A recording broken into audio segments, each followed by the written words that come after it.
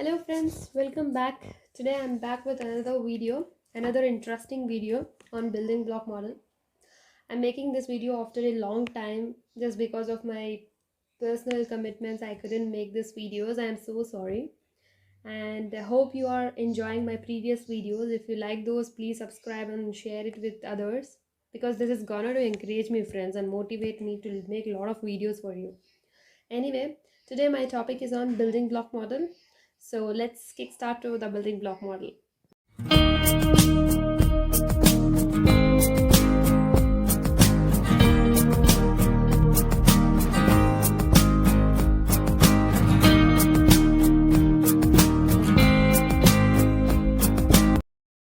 Building block model आके एक performance measurement model है, यानी कि एक ऐसा process to meet out the objectives of the organisation. The first question ये आता है कि हम इस मॉडल को क्यों यूज़ करना है. बाय द वे, ये परफॉर्मेंस मेजरमेंट मॉडल होता क्या है? So before that let's take an example. Generally हम कोई भी कंपनी के बारे में डिस्कस करते हैं तो we will want to know how can you measure the performance of a company. How can you measure the performance of a company. और इसमें हम कुछ क्वेश्चंस जनरली पूछते हैं, जैसे कि क्लासिक क्वेश्चंस होते हैं कि कंपनी कितना प्रॉफिट कमाती है, कंपनी का सेल्स ग्रोथ कितना है, कंपनी की मार्केट शेयर कैसा है, मार्केट की साइज़ कैसी है. ये जनरल क्वेश्चंस आके हम एक कंपनी को आके परफॉर्मेंस को कैसे मेजर करना है उसके ऊपर हम ज़्यादा सवाल पूछते हैं, राइट. ये जनरली हो गया ट्रेडिशनल फिनेंशियल मेजरमेंट मेट्रिक्स होते हैं जिसके बेसिस में हम एक कंपनी के परफॉर्मेंस को मेजर कर सकते हैं. बट अभी हम कुछ एग्जांपल्स लेंगे before moving into the building block model कि हमको क्या ज़रूरत है इस मॉडल की. So let's start.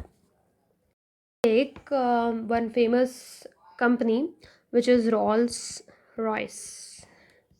एक फेमस कंपनी है. Before moving into the building block model we will take an example of this Rolls Royce company. ये एक auto and engine maker company है. रॉल्स रॉयस एक auto and engine maker company है.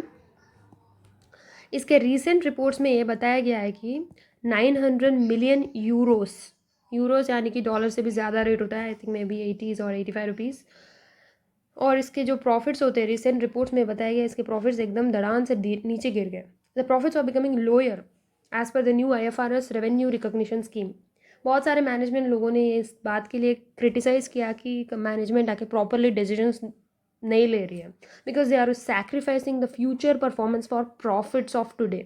आज के profit के लिए वो फ्यूचर के परफॉर्मेंसेस को सैक्रिफाइस कर रही है, जिसको बोलते हैं हम शॉर्ट टर्मिज्म या मैनेजरियल मायोफिया.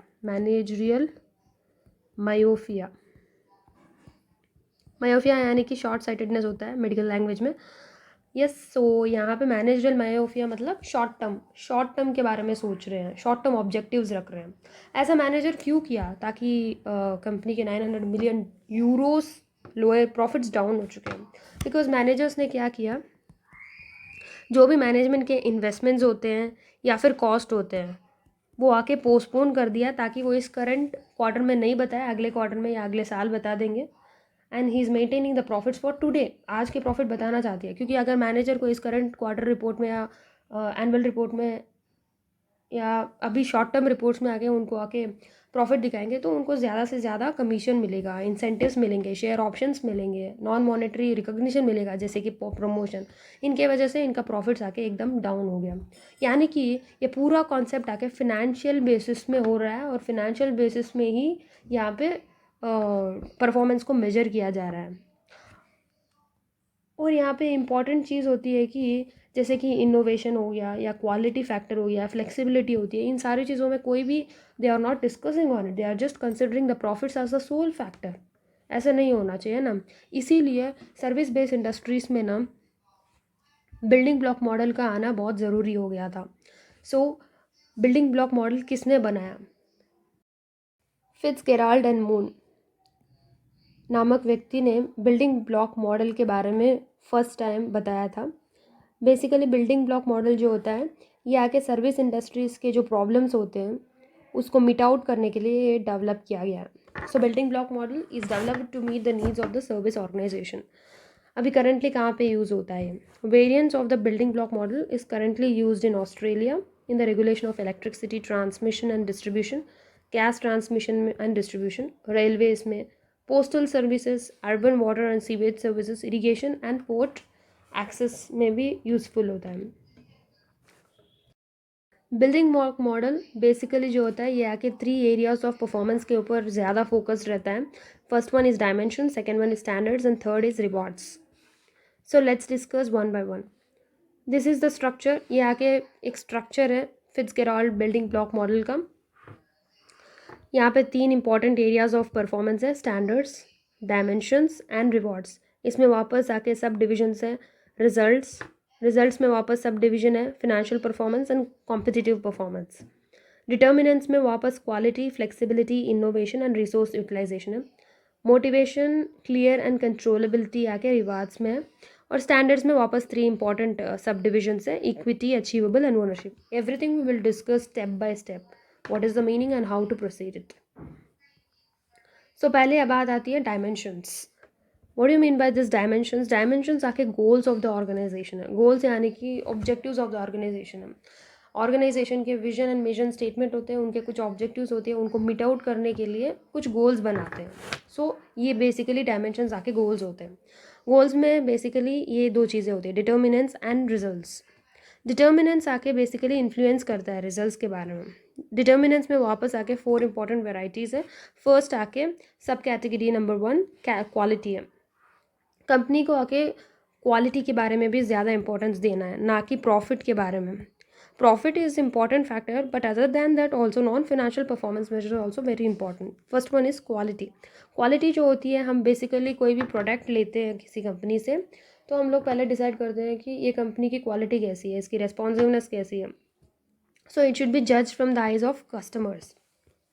कितने अच्छे गुड्स एंड सर्विसेज आके कंसिस्टेंसी के साथ डिलीवर कर रही हैं, क्या क्या बेनिफिट्स आके हम इसको इस प्रोडक्ट के अंदर आएगा।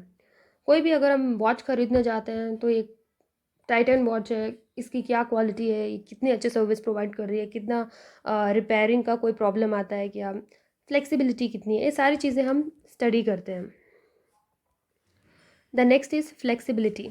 फ्लेक्सिबिलिटी मतलब रेस्पॉन्सिवनेस। मगर अचानक से ज़्यादा सेल्स डिमांड बढ़ गई तो कंपनी उस चीज़ के लिए कैसे रिस्पॉन्ड करेगी। अचानक सेल्स डिमांड डाउन हो गया है तो कंपनी कैसे उस चीज़ को रेस्पॉन्ड करेगी। सो ये सारी चीज़ें फ्लेक्सिबिलिटी भी होनी चाहिए। नेक्स्ट आती है इनोवेशन। इनोवेशन मतलब कंपनी कितनी जल्दी नए प्रोडक्ट्स को डेवलप करती है, ability to devise the new products and new ways of doing the things. For example, how the company is packing the products with eco friendly reusable materials. कैसे reusable material ज़्यादा use करके वो company के products को कैसे economic friendly बना रहे हैं, because nowadays people are so concern about the environment friendly, right. So company को इस बारे में भी डिस्कस करना, ध्यान रखना चाहिए। Next is resource utilisation. Resource utilisation यानी कि हम कैसे अपने रिसोर्स को यूटिलाइज करते हैं to the maximum extent possible. For example, अभी एक डिलीवरी वैन है जहाँ पे 100 चॉकलेट केक्स को अकोमोडेट कर सकते हैं, तो हम वहाँ पे 100 अकोमोडेट करना चाहिए, ना कि 50। बिकॉज अगर हम 50 चॉकलेट केक्स को हम अकोमोडेट करेंगे उस डिलीवरी वैन में, तो 50 आके स्पेयर कैपेसिटी हो जाएगा, जो कि हम मैक्सिमम कैपेसिटी को यूज़ नहीं कर रहे हैं। So we are not utilizing the resources properly. So what do you mean by resource utilization? It's an ability to use resources to achieve the business objective. For example, delivery vans or transport vehicle, you have to use them at its maximum capacity. दूसरा आता है result. Results में आके 2 सब categories है, एक तो financial performance और दूसरा कॉम्पिटिटिव परफॉर्मेंस। फिनेंशियल परफॉर्मेंस आके मॉनेटरी टर्म्स में होता है, profit is the sole considerable factor. Competitive performance यानी कि हम how you are standing different from competitors, what is your position. For example, offering products of higher quality and distinctive features than competitors. तुम कैसे अपने products को distinct कर रहे हो, प्रोडक्ट डिफरेंशिएशन कैसा है, कॉस्ट लीडरशिप कैसा है, क्वालिटी कैसे डाल रहे हो, अपने फीचर्स आके दूसरे कंपनी से, दूसरे कॉम्पिटिटर से कैसे अलग है। सो that is what about competitive performance. ये आगे कुछ डिटर्मिनेबल फैक्टर्स है, फ्रेमवर्क है कि कैसे हम मेजर कर सकते हैं। अभी क्वालिटी है तो हम इसकी रिलायबिलिटी क्या है, रिस्पॉन्सिवनेस कैसा है, कैसे हम फ्लेक्सिबल होते हैं, अपीयरेंस कम्युनिकेशन, ईस्थेटिक्स यानी कि देखने में वो चीज़ आके कैसी है, कुछ लोगों को देखते ही चीज़ों के बारे में पता चल जाता है कि ये चीज़ कैसी है, ये चलेगी या नहीं चलेगी। वॉच खरीद लेते हो, वो चलेगी या नहीं चलेगी। So that is called appearance communication. Then cleanliness कैसा है, टाइडीनेस कैसा है, कंफर्ट कैसी है, उस प्रोडक्ट से हमको कोई कंफर्ट मिल रही क्या, हमारी जो सर्विसेज हमको जिस तरह से चाहिए उस तरीके के हमको कंफर्ट मिल रहा है क्या। फिर फ्रेंडलीनेस कैसी है, courtesy, competence, access, availability, security and communication, ये सारी चीज़ें क्वालिटी ऑफ सर्विस को मेजर करने के फैक्टर्स हैं। फिर आता है फ्लेक्सिबिलिटी। फ्लेक्सिबिलिटी यानी कि रेस्पॉन्सिवनेस, कितना रेस्पॉन्सिव है। वॉल्यूम फ्लेक्सिबिलिटी, कितना डिलीवरी स्पीड है उनका, स्पेसिफिकेशन कितना है। फिर आता है रिसोर्स यूटिलाइजेशन। रिसोर्स यूटिलाइजेशन को कैसे मेजर करोगे कि उसकी प्रोडक्टिविटी कितनी है, टाइम वेस्ट तो नहीं कर रहे हैं। जो भी टाइम दिया होता है it has to be utilise to the fullest extent possible. Efficiency कैसी है। Next innovation. इनोवेशन कैसा है, performance of the innovation process, performance of the individual innovations, ये एक चीज़ होती है, मेजर करने के तरीके होते हैं। फिर आता है रिजल्ट्स। रिजल्ट्स में आके competitiveness and financial performance. Competitiveness मतलब how you are standing different from your competitors, what is your position. कैसे मेजर करोगे, रिलेटिव मार्केट शेयर कितने, मार्केट में पोजीशन क्या है, sales growth, customer base. What about the financial performance, profitability, liquidity, capital structure, market ratios जैसे कि like return on capital employed, ये सारी चीज़ें हम मेजर करके हम फाइंड आउट करेंगे कि कंपनी की परफॉर्मेंस कैसी है। नेक्स्ट आती है स्टैंडर्ड्स। स्टैंडर्ड्स में 3 इंपॉर्टेंट कैटेगरीज है, इक्विटी, ओनरशिप एंड अचीवेबल। पहले इक्विटी। इक्विटी मतलब क्या, इक्वली चैलेंजिंग होना चाहिए, सबके लिए इक्वली होना चाहिए, यहाँ पे कोई भी अनफेयर ट्रीटमेंट नहीं होना चाहिए। मतलब एक एम्प्लॉय को और दूसरे एम्प्लॉय को बराबर तरीके से काम देना चाहिए, इक्वली चैलेंजिंग होना चाहिए। ऐसा नहीं कि एक मैनेजर को ज़्यादा काम दे दिया, एक मैनेजर बस मज़ा कर रहा है। सो इक्वली चैलेंजिंग होना चाहिए। ओनरशिप मतलब हर एम्प्लॉय अपनी रिस्पॉन्सिबिलिटी को लेनी चाहिए, हर एक एम्प्लॉय इन्वॉल्व होना चाहिए, हर एक को ये चीज़ जो रिस्पॉन्सिबिलिटी दी हुई है वो एक्सेप्टेबल होनी चाहिए। So it should be acceptable to everyone, responsibility for the results, employ should be involve in it. Achievable. Achievable मतलब whatever the target you have set, that must be realistic. It should not be like unrealistic that you cannot able to achieve it. You have to use the actual result and you have to set it as targets. So next आता है rewards. Rewards मतलब क्या होता है, इसमें motivation होना चाहिए, clear and controllability, ये 3 सब कैटेगरीज हैं। रिवॉर्ड्स में हमको मोटिवेट होना चाहिए, जब भी हम कुछ अच्छा काम करते हैं तो हमको रिवॉर्ड मिलता है तो will be motivated to move and do more things. जैसे कि आप हमारा वीडियो को सब्सक्राइब करोगे तो मुझे और भी मोटिवेशन मिलेगा ना, कि मैं और भी वीडियोज़ बनाऊँ के लिए। एनीवेज, मोटिवेशन क्लियर मतलब जो भी वो रिवार्ड्स दे रहे हैं वो कम्युनिकेट होना चाहिए, क्लियर होना चाहिए, कंट्रोलेबल, हर चीज़ का कंट्रोलेबिलिटी होना चाहिए। सो यस, मोटिवेशन यानी कि should be set in a manner which motivates the employees to achieve the business goals. If the sales growth is achieved, then bonus will be linked to the performance measure, जैसे कि increase in the number of units sold than previous year, मतलब जितना unit increase हुआ उसके हिसाब से उनको bonus दिया जाएगा। क्लियर रिवार्ड्स यानी कि रिवार्ड जो भी होते हैं क्लियरली कम्युनिकेट होना चाहिए कि तुमको ये अचीव करने से तुमको ये परफॉर्मेंस मेजर्स, जैसे कि ये बोनस मिलेगा, ये शेयर ऑप्शन मिलेगा, ये गोल बेस्ड इंसेंटिव मिलेगा, सेल्स इंक्रीज़ करो तो सेल्स कमीशन मिलेगा, और अच्छे ज़्यादा एनुअल प्रॉफिट्स क्रिएट कर रहे हो तो तुमको नॉन मॉनेटरी पब्लिक रिकॉग्निशन यानी कि प्रमोशन मिल जाएगा। सो ये चीज़ें क्लियर होना चाहिए। कंट्रोलेबिलिटी, अगर अचीव नहीं हुआ, कुछ भी कॉन्ट्रावीन हुआ यानी कि रूल को तोड़ दिया, ब्रेक कर दिया, तो उनको पीनलाइज भी होना चाहिए, रिवार्ड के साथ साथ पीनलाइज भी होना चाहिए। हर चीज़ क्लियर एंड कंट्रोलेबल होना चाहिए, over which they have some control और इन्फ्लुएंस। सो यस, यही है building block model. So basically building block model में हम 3 चीज़ें पढ़े थे, स्टैंडर्ड्स, डायमेंशंस, रिवॉर्ड्स। स्टैंडर्ड्स में आता है 3 सब categories, 1 is equity, ownership, achievable. Dimensions में 2 सब कैटेगरीज आती है, पहले रिजल्ट्स और दूसरा डिटर्मिनेंट्स। रिजल्ट्स में 2 आते हैं, फाइनेंशियल एंड कंपैरेटिव परफॉर्मेंस।